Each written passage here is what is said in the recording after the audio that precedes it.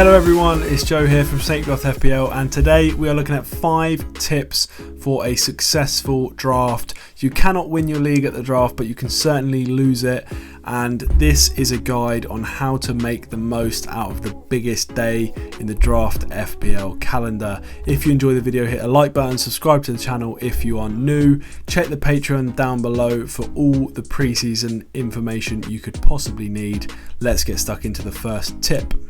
So tip number 1 is have a ranking. Now, there are many different ways you can do it, but I would absolutely insist that everyone has a list of, say if you're in a 10-man league, 150 players.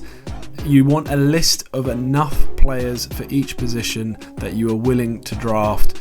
You do not want to be caught out trying to think of players on the hop, because you will get burnt. It doesn't have to be as rigid as 1 to 150 in order, this is who I'm going to pick, but you want at the very least a tier list of forwards, midfielders, defenders and goalkeepers.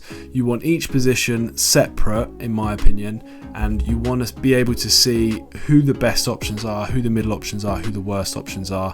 And it can be helpful, in my opinion, to have sort of a mixed list as well, with all the positions mixed into one master list. I personally make a lot of draft rankings. I make a mixed one, I make them by position, I even sometimes make them by team.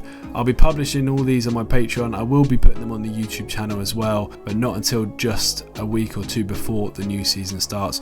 Next tip is pay close attention to positions, and this one is really important, especially in the first 5 rounds or so. I'd say there are certain positions in FPL that are way more abundant than others, and the position you want to pay close attention to, in my opinion, is forwards. There are not that many good forwards, and there are not that many playing forwards. You will struggle in a 10-man league to find 3 forwards on each team that are all going to start games. In fact, you definitely won't, because I reckon there's probably only about 20 to 25. So you're going to really struggle if you have not picked a forward in the first 4 or 5 rounds. And I think it's almost, I don't think it's essential, but it's very close to essential to pick a forward in the first 2 rounds.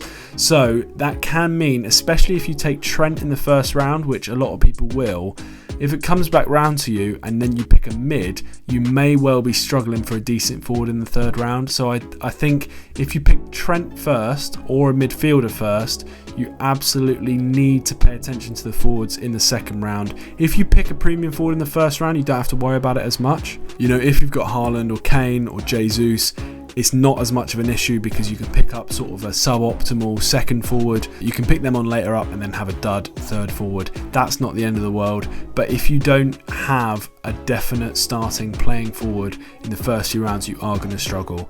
And I think mids as well, you want to really skew towards attackers in the first few rounds, because the gulf between the premium attackers like mids and forwards versus the mid and bottom tier is massive, whereas the gulf between the premium defenders, apart from Trent, and the rest is not that big.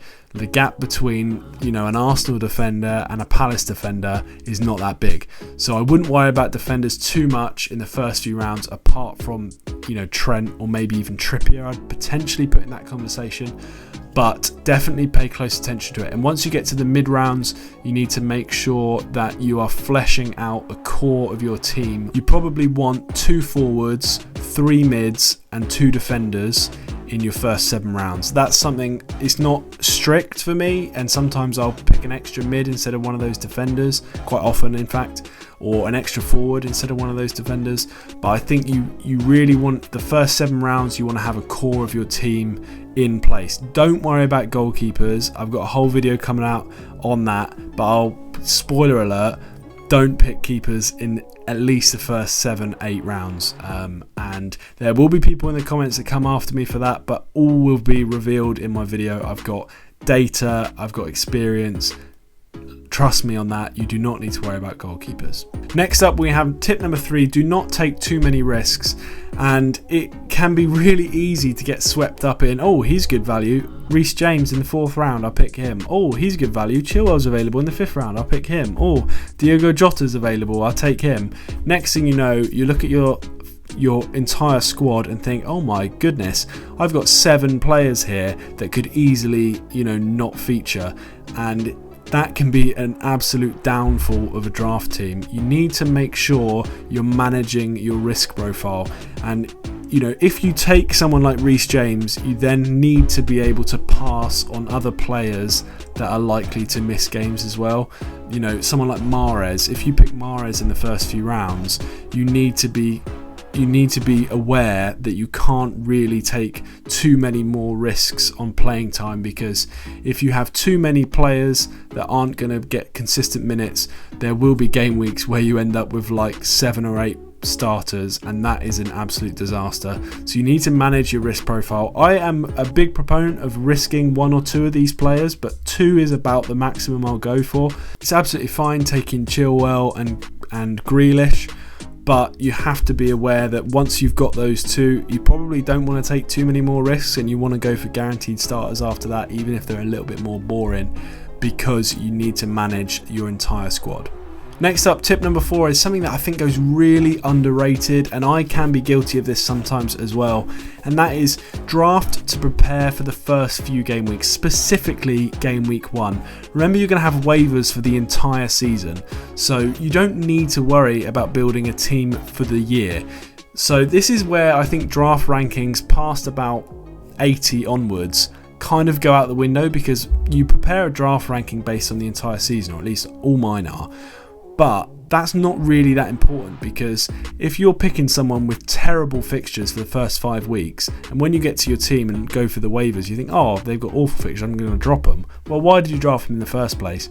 So I would look to the teams that have the best fixtures in the first 2, 3, 4 game weeks, and pick players that you would want on waivers for those weeks, because you'll probably only end up wavering them in the first set of waivers anyway, so you might as well draft them. And that's something I'm definitely going to focus on a bit more this season, especially picks sort of 11 to 15.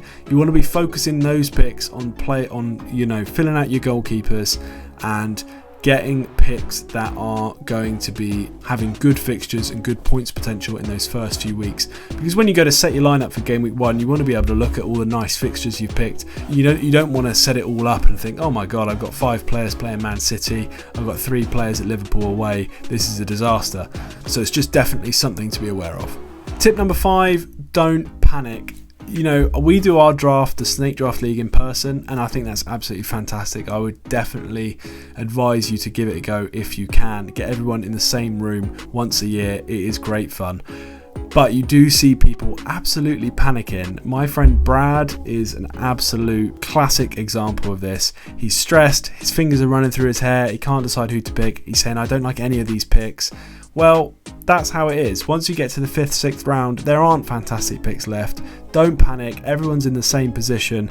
And just remember, this team that you're drafting, you definitely won't have them all season. You probably won't even have them that long. In all of my leagues I did last year, I did 6 leagues. Only one team I had more than 3 players that I drafted at the end of the year. So it's really not that important. It's important for the first few weeks, hence why you need to focus on the fixtures a little bit. But all those players are going to be wavered in and out, traded. You just want to make sure you get some consistent returners. Don't take too many risks. Get some locked in value, players that you know are going to come good over the season, even if they're not that exciting. So don't take too many risks, don't panic, and just pick good picks over and over again, and you'll come out the draft looking at your team thinking, yes, this is the team that I'd hoped for. So those are my 5 tips to have a successful draft. I don't think drafting is as big of a deal as people think it is. You just want to make sure you come out the draft with a decent amount of value in your team. Don't take too many risks. Think about the positions you're taking, and you'll have a decent team. If you enjoyed this video, please do hit the like button, subscribe to the channel if you're new. There's links to Patreon, Fantasy Football Hub and all sorts down below if you're interested. Thank you for watching, and we will see you next time.